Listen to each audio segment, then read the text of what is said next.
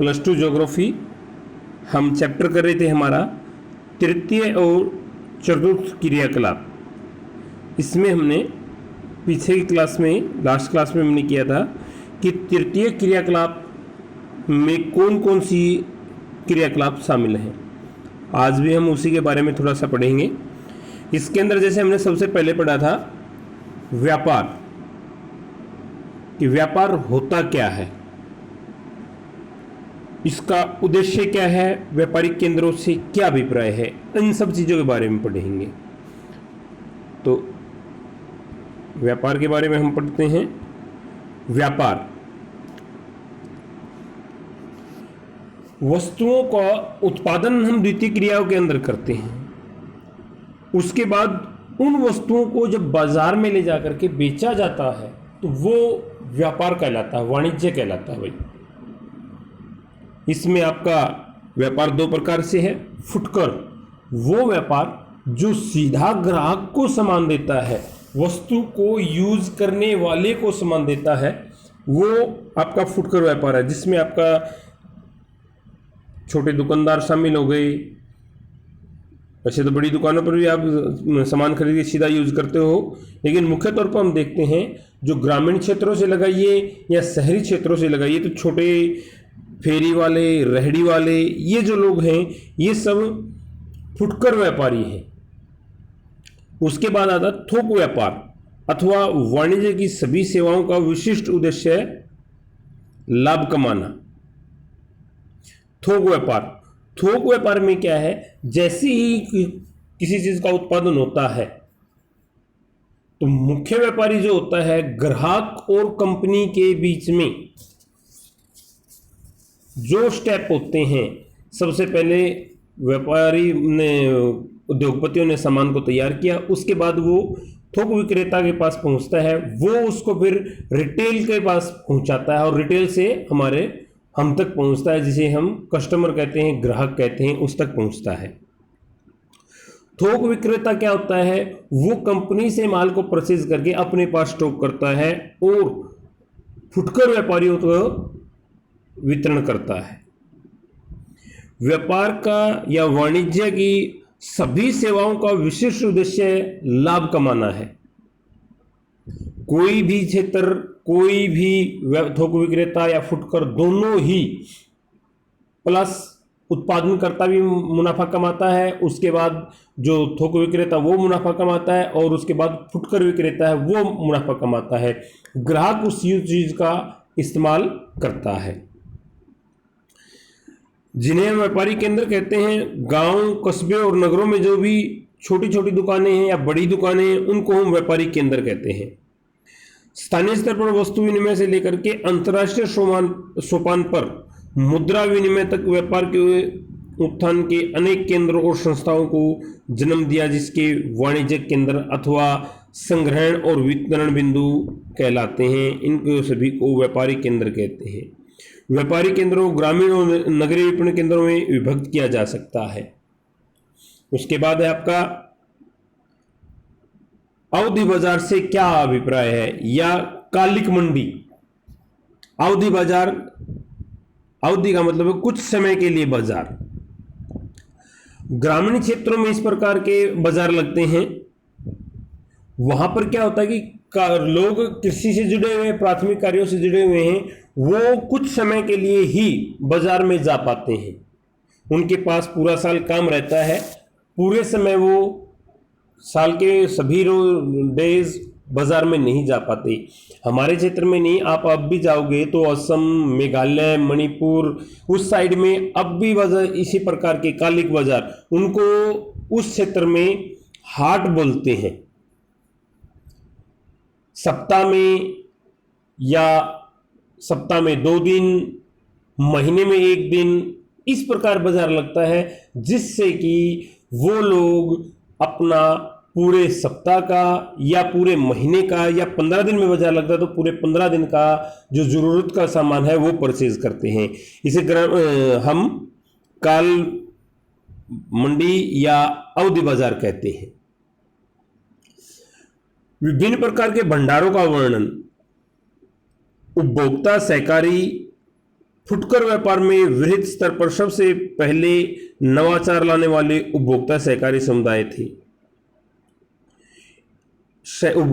इसके तात्पर्य हमारा ये था कि ये लोग अपनी जरूरत की आवश्यकताओं के साथ साथ अपने क्षेत्र के बाजार की आवश्यकता के अनुसार कुछ सामानों को एक साथ इकट्ठा खरीद लेते थे और उसको स्टॉक करके रखते थे, ताकि उन्हें बार बार थोक विक्रेता के पास न जाना पड़े। एक लंबे समय तक भाई 15 दिन के लिए सामान लिया, जो भी 15 दिन में उनके पास बिक्री होना वो सामान ले आए, एक महीने का सामान ले आए और अपनी दुकान पर फुटकर में वो बेचते रहे।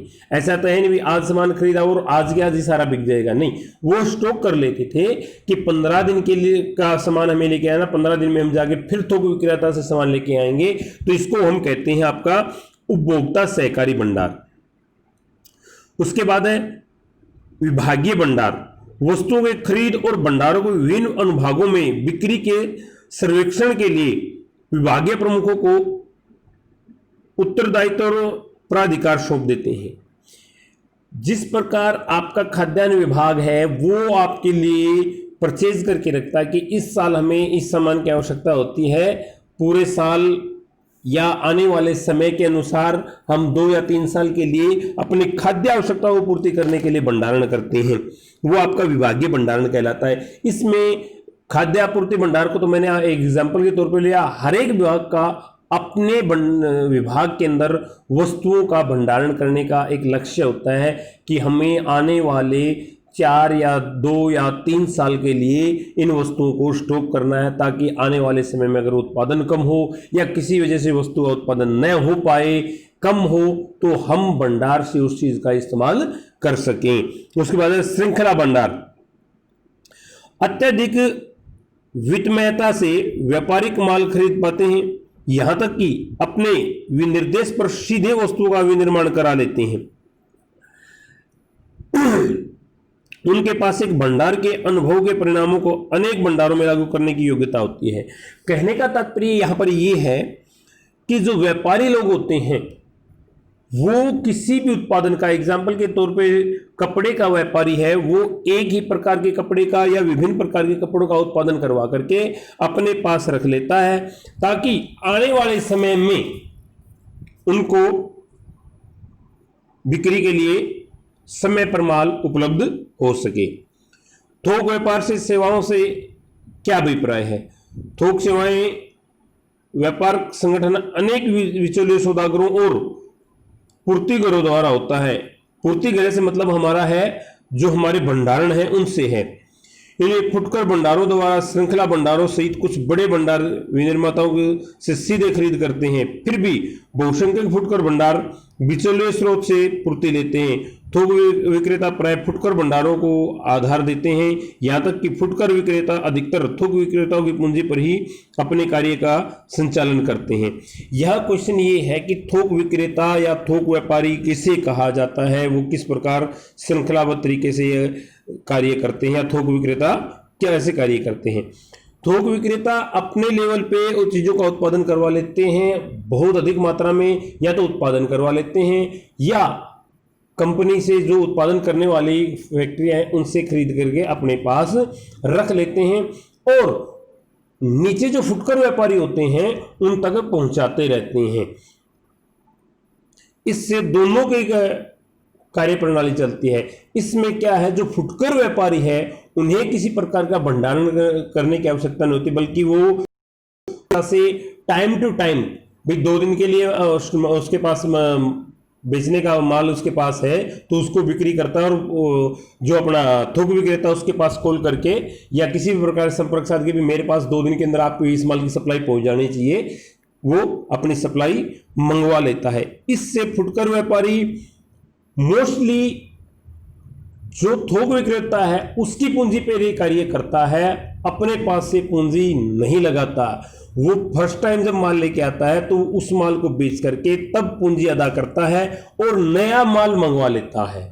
इससे फुटकर व्यापारियों की पूंजी इन्वेस्ट कम होती है और उनका कार्य चल जाता है। संसार में श्रृंखला भंडारों की किन्हीं 3 विशेषताओं का वर्णन करें। ये सभी व्यापार से संबंधित हैं, इनको आप पढ़ लेना। उसके बाद है परिवहन सेवाओं के मार्ग में किन कारकों पर निर्भर है? परिवहन सेवाएं, वाणिज्य के लिए, व्यापार के लिए परिवहन सेवाएं मुख्य हैं भाई। उत्पादन के बाद वस्तु को बाजार तक पहुंचाने का कार्य परिवहन का ही है। नगरों, कस्बों, गांवों, औद्योगिक केंद्रों और कच्चे माल उनके मध्य व्यापार के प्रारूप।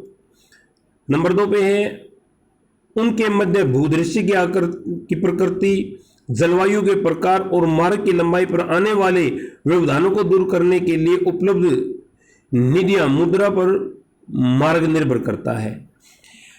व्यापार परिवहन के ऊपर डिपेंड करता है और परिवहन में इस प्रकार की ये बाधाएं हैं कि नगर, कस्बों, गांव तक रास्ते हैं या नहीं है, उन तक पहुंचाने का क्या जरिया बनाया जाए।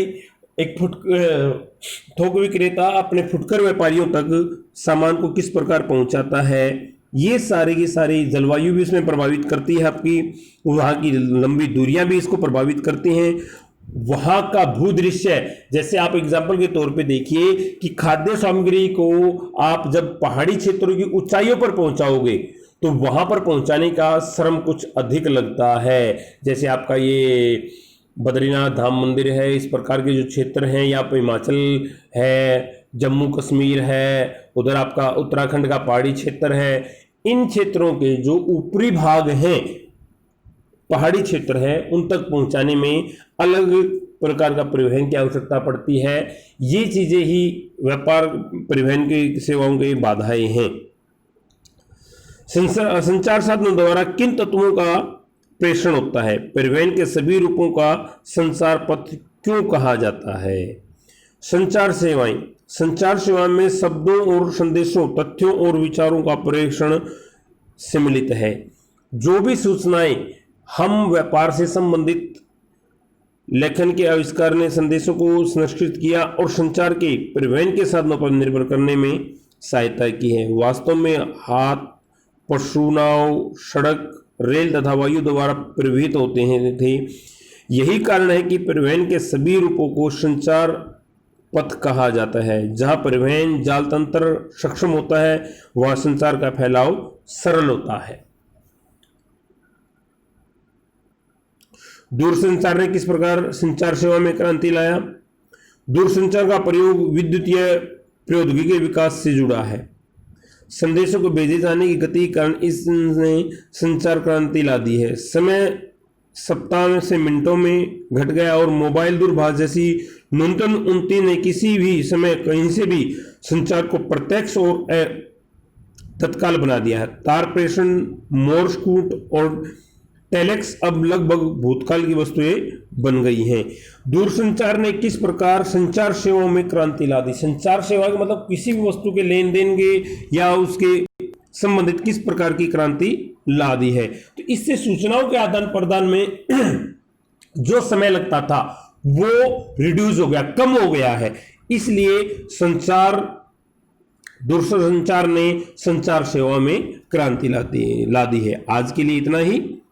आगे का हम छोटी छोटी वीडियो बना के करते रहेंगे ताकि आपको लेसन समझ में आता रहे। Thank you, have a nice